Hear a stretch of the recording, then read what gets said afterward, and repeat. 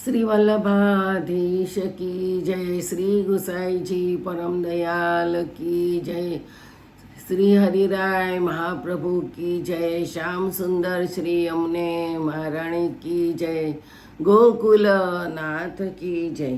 આપણે 84 વૈષ્ણવની વાર્તાનું રસપાન કરીએ છીએ. તેમાં વાર્તા 50મી આવી છે, વિષ્ણુદાસ છીપા. હવે આચાર્યજી મહાપ્રભુજીના સેવક વિષ્ણુદાસ છીપા આગ્રાની પાસે એક ગામ છે, ત્યાં રહેતા તેમની વાર્તાનો ભાવ કહીએ. એ લીલામાં શ્રી ચંદ્રાવલીજીની સખી છે, કમળા એમનું નામ છે. તે આગ્રાની પાસેના એક ગામમાં એક છીપાને ત્યાં પ્રગટ્યા. પછી વરસ 20ના થયા ત્યારે તેમનું લગ્ન થયું. પછી પિતા વસ્ત્ર છાપી દે તે વિષ્ણુદાસ આગ્રામાં જઈને વેચી આવે. એમ કરતાં એક સમય શ્રી આચાર્યજી આગ્રે પધાર્યા. તે વખતે વિષ્ણુદાસ સુંદર છીટના થાન લઈ આગ્રે આવ્યા હતા. ત્યારે શ્રી આચાર્યએ કૃષ્ણદાસને કહ્યું, આ છીપાની પાસે છીટ સારી છે, તું તે લે, જે માગે તે આપ. ત્યારે કૃષ્ણદાસે વિષ્ણુદાસને કહ્યું કે આ છીટના થાન તાકા અમને દે, પૈસા જે થાય તે તું લે. ત્યારે વિષ્ણુદાસે 4 ગણું મૂલ્ય કહ્યું. એટલે કૃષ્ણદાસે બધા રૂપિયા ગણી દીધા અને કહ્યું, બીજા સારા થાન હોય તો લઈ આવ. ત્યારે વિષ્ણુદાસ ચકિત થઈ રહ્યા. એમને લાગ્યું કે આ તો કોઈ મહાપુરુષ અલૌકિક જીવ છે, કેમ કે જે મૂલ્ય ન કર્યું અને આખું થાન લીધું તેના પૈસા આપ્યા, માટે એમને છીટ આપવી ઉચિત નથી. એમનો પૈસો મારા ઘરમાં આવશે તો મારું બધું ઘર વૈરાગી થઈ જશે. તેથી વિષ્ણુદાસે કહ્યું, પૈસા તમારા પાછા લો અને મારા છીટના તાકા પાછા આપો, મારે આપવા નથી. ત્યારે કૃષ્ણદાસે કહ્યું, તું બહુ મૂરખ દેખાય છે. તે મૂલ્ય કહ્યું તેટલા પૈસા આપ્યા. હવે આ થાન ક્યારેય તને પાછા નહીં મળે. તારો ટોટો હોય તો બીજા પણ રૂપિયા લે. 4 ગણા તો પૈસા લીધા છે. ત્યારે વિષ્ણુદાસે કહ્યું, તમે મહાપુરુષ છો, તેથી તમારું દ્રવ્ય મારા ઘરમાં આવે તો બધું ઘર વૈરાગી થાય. તેથી હું વેચતો નથી, માટે થાન પાછા આપો, નહીં તો આ રૂપિયા પણ રાખો, બીજા થાન પણ રાખો, પરંતુ તમારા રૂપિયા મને પચે નહીં. ત્યારે કૃષ્ણદાસે કહ્યું, આ થાન શ્રી આચાર્યજીએ શ્રીમુખથી વખાણ કરીને કહ્યું કે લે, તેથી તું કોટી ઉપાય કરે તો પણ આ થાન પાછા મળે નહીં. અને શ્રી આચાર્યજીના સેવક વિના બીજા કોઈનું અમે લેતા નથી. તેથી રૂપિયા તારા મનમાં આવે તેટલા લઈ જા. થાન તારા મનમાં આવે તો લાવજે, તારા મનમાં ન આવે તો ન લાવજે. ત્યારે વિષ્ણુદાસે કહ્યું, આચાર્યજી ક્યાં છે? ત્યારે કૃષ્ણદાસે કહ્યું, આ પીપળાના ઝાડ નીચે બિરાજે છે. વિષ્ણુદાસે આવીને શ્રી આચાર્યજીના દર્શન કરી દંડવત કરીને કહ્યું, મહારાજ, આપના સેવકમાં આટલું ધર્મ છે તો આપ તો ભગવાન છો, હવે મને શરણે લો. ત્યારે શ્રી આચાર્યજી કહે, તમને શરણે કેવી રીતે લેવાય? તમે છીપાઓમાં રહો છો, આચાર ક્રિયા પુષ્ટિ માર્ગે કેવી રીતે નપશે? ત્યારે વિષ્ણુદાસે વિનંતી કરી, મહારાજ, હવે મારે જ્યારે આપનો સેવક થયો છું તો પછી જ્ઞાતિ વ્યવહારનો ડર શું? મા બાપ માનસે આપના સેવક થશે તો એમના ભેગો રહીશ, નહીં તો અલગ ઘર કરીને રહીશ. તેથી કૃપા કરીને મને શરણે લો. ત્યારે આચાર્યજીએ કહ્યું, જા યમુનાજીમાં સ્નાન કરી આવ. એટલે શ્રી વિષ્ણુદાસ શ્રી યમુનાજીમાં નાહી અપ્રસમાં આવતા હતા તે અટકી ગયા, કારણ કોઈનું જૂઠું પાંદડું ઉડીને દેહતી લાગ્યું. તેથી ફરી નાહવાને ચાલ્યા. ત્યારે આચાર્યજીએ કહ્યું, વિષ્ણુદાસ, પાછા કેમ ચાલ્યા?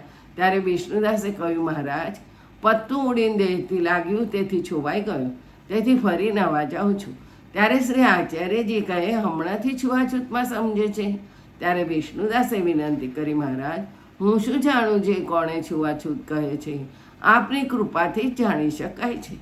ત્યારે શ્રી આચાર્યજી કહે, ઊભો રહે, અમારે આ યમુનાજીના તીરે મધ્યાહ્નની સંધ્યા કરવી છે, તેથી ત્યાં તને નામ સંભળાવીશું. ત્યારે વિષ્ણુદાસે વિનંતી કરી, મહારાજ, મારા માટે આપ શ્રમ ન કરો, નાહીને આવીશ.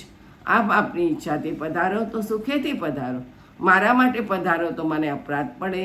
ત્યારે શ્રી આચાર્યજી પ્રસન્ન થઈને કહે, તમારા સરખા વૈષ્ણવોને માટે તો લીલામાંથી પધાર્યા છીએ અને પરિક્રમા કરીએ છીએ, માયાવાદ ખંડન કરી ભક્તિ માર્ગનું સ્થાપન કરીએ છીએ. અનેક ગ્રંથો બધા વૈષ્ણવોને માટે કર્યા છે. તું આવું તો આવું તું કેમ કહે છે કે શ્રમ ન કરો? ત્યારે વિષ્ણુદાસે કહ્યું, મહારાજ, મારે તો કહેવું જોઈએ, સેવકનો તો આ ધર્મ છે. પછી શ્રી આચાર્યજી શ્રી યમુનાજીના તીરે પધારી વિષ્ણુદાસને નામ સંભળાવ્યું અને બ્રહ્મ સંબંધ કરાવ્યું. ત્યારે વિષ્ણુદાસે વિનંતી કરી, મહારાજ, હું તો મૂરખ છું, તેથી એવી કૃપા કરો કે શ્રી ભાગવત આદિ આપના ગ્રંથનું કંઈક જ્ઞાન થાય, આપના માર્ગનો સિદ્ધાંત મને સમજાય. ત્યારે શ્રી આચાર્યજીએ સેવાફલ ગ્રંથ કરી વિષ્ણુદાસને સંભળાવ્યો.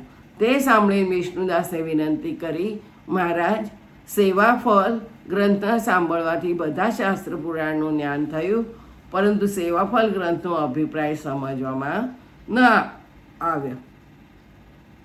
ત્યારે આચાર્યજી કહે, જે સેવાફલ ગ્રંથ એવો જ કઠણ છે, સારું કર્યું તે પૂછ્યું.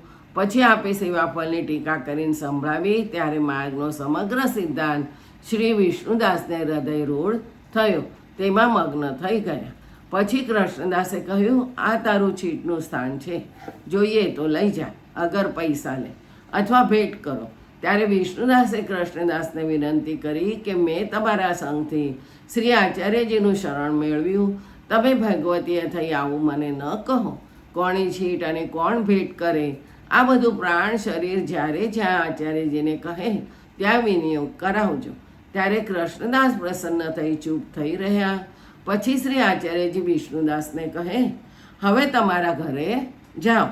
ત્યારે વિષ્ણુદાસે કહ્યું કે મહારાજ, હવે મારું ઘર તો આપના ચરણ કમળની રજમાં છે, તે છોડીને હું ક્યાં જાઉં?